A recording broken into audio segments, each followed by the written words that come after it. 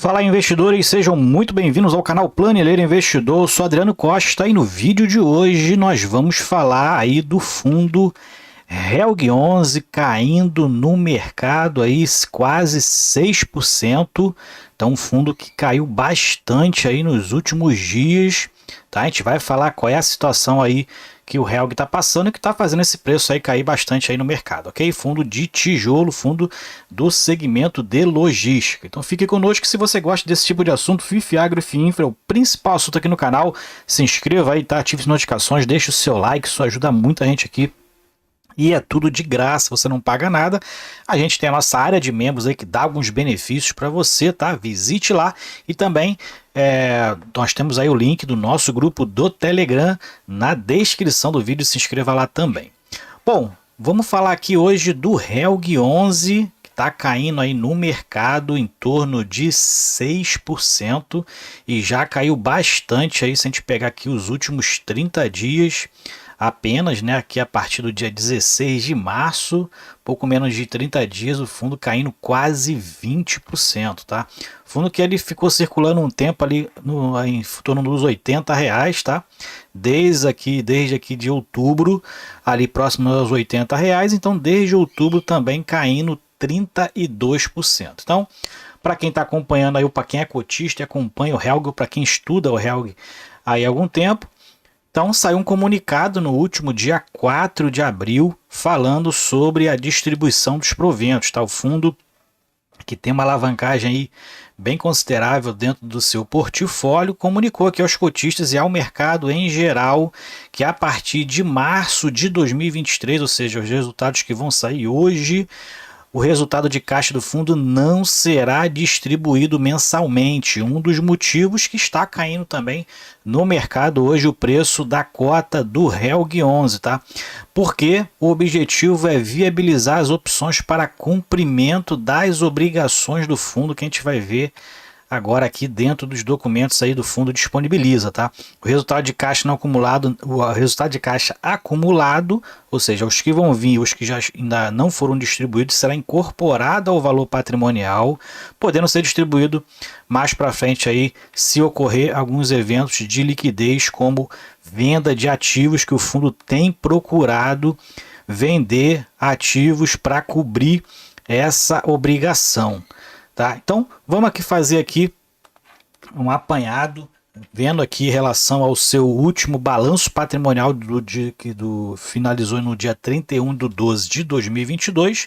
A gente verifica que o fundo terminou o ano com 5,4 milhões em disponibilidades, ou seja, aquele resultado que ele tem de caixa, né? Então, caixa equivalente de caixa em torno de 5,5 milhões, e o fundo terminou aqui com passivos, principalmente passivos de obrigações por securitização ou obrigações por aquisição de imóveis, um valor bem relevante aqui, ó, só aqui no passivo não exigível, aquele que é de longo prazo, né, superior a 12 meses, superior a 67 milhões de reais.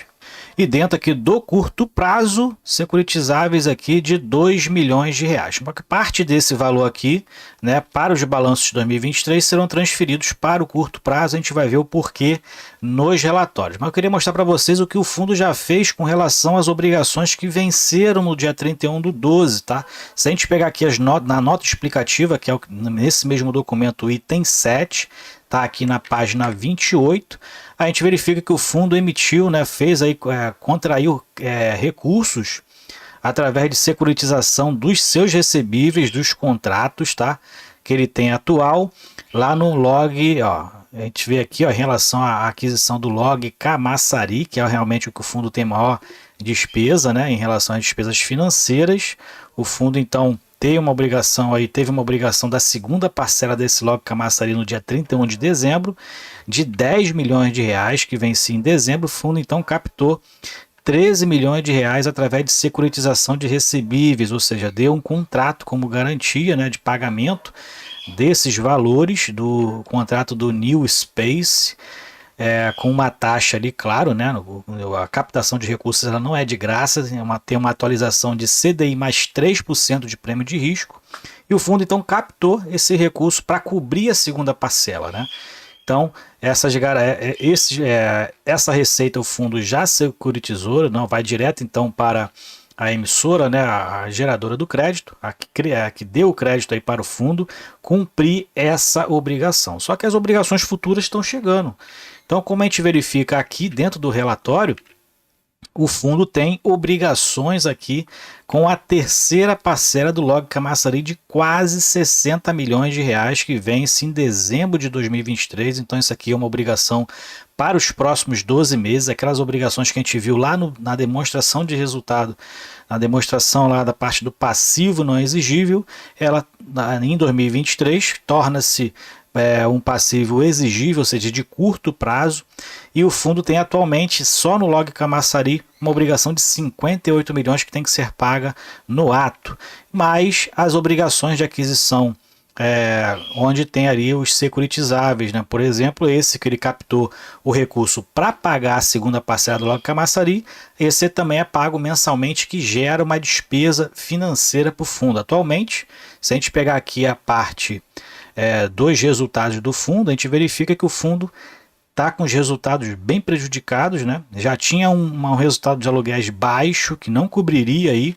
caso o fundo não distribuísse nada nos próximos meses. Olha, tem aqui 1,5 milhão aproximadamente de receita de aluguel, e 658 foi as despesas financeiras com propriedades, que são os financiamentos que o fundo faz nas aquisições dos imóveis. 658, em torno de 40% a 45% das receitas de aluguéis compromissadas com os parcelamentos, o que dá o resultado final para o fundo aqui, pelo regime de caixa, quase 1 milhão de reais, e o resultado aqui só de propriedades, 831 mil reais, claro, no milhão de mil reais, na verdade, né? Claro que no regime de competência, tá? Então o fundo bem insolvente, tá com uma insolvência bem grande aí para pagamento dessa terceira parcela do Log Camaçari, e com isso o fundo então vai deixar de pagar aos cotistas aí a questão dos proventos mensais, tá? E provavelmente vai ter que fazer a mesma coisa que fez para o pagamento da segunda parcela, porque pelos resultados que ele ofere aqui, pelo que ele tem de disponibilidade, não vai dar para pagar esses 58 milhões de reais apenas retendo os valores dos proventos, tá? Então tem essa questão aí, os fundos eles são obrigados a distribuir os seus resultados mensais de caixa, 95% eles são obrigados a distribuir. Para não distribuir, tem que ter a questão da assembleia e concordância dos cotistas com relação a essa distribuição, tá?